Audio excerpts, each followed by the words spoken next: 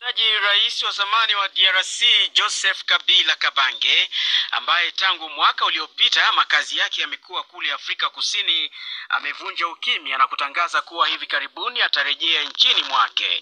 Tangazo hili limezua gumzo nchini humo, na kutoka Kinshasa Freddy Tendilonge ametutumia ripoti ifuatayo. Katika taarifa yake, Rais Kabila ametaja kuzorota kwa hali ya usalama na nia yake ya dhati ya kutaka kusaidia mchakato kuleta amani ya kudumu mashariki mwa nchi kama mambo yaliyochangia afanye maamuzi ya kurudi nyumbani, licha ya kuwa katika barua yake hakusema ni lini atarejea. Kabila ameongeza kuwa atakaporejea ataanzia katika eneo la mashariki mwa nchi bila hata hivyo kuweka wazi ni jimbo gani atakaloanzia. Raia wa Kinshasa wametoa maoni yao kwa ujio huu. Kama tekala Goma, kama tekala Bukavu, Beni, Kisangani, kote kwenye anajisikia iko uhuru, tunapenda amani. Siasa iko napitikana Kinshasa. Sasa itawezekana je atoki kule anakekala nani este? Hapana, haiwezekani. Hatupaswi kusema kama yuko nyuma ya 2032 na hajafika. Afike tuone kwenye atafikia na mambo yenye atatuelezea. Sisi tunamchunga. Lakini wachambuzi wa siasa wamelizungumziaje hatua hii?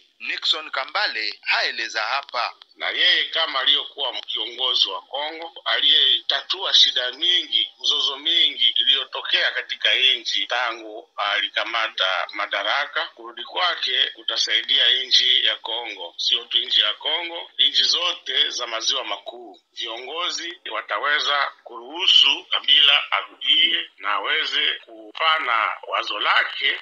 Barua ya Rais Mustafa Kabila imetolewa wakati chama chake cha PPRD kikitangaza kurejea kwa nguvu katika siasa za nchi kwa kukataa kushiriki majadiliano ya kitaifa yaliyoitishwa na Rais Felix Tshisekedi. Freddy Tendilonge, Kinshasa, RFI Kiswahili. Wakati hayo yakijiri namna hiyo, mazungumzo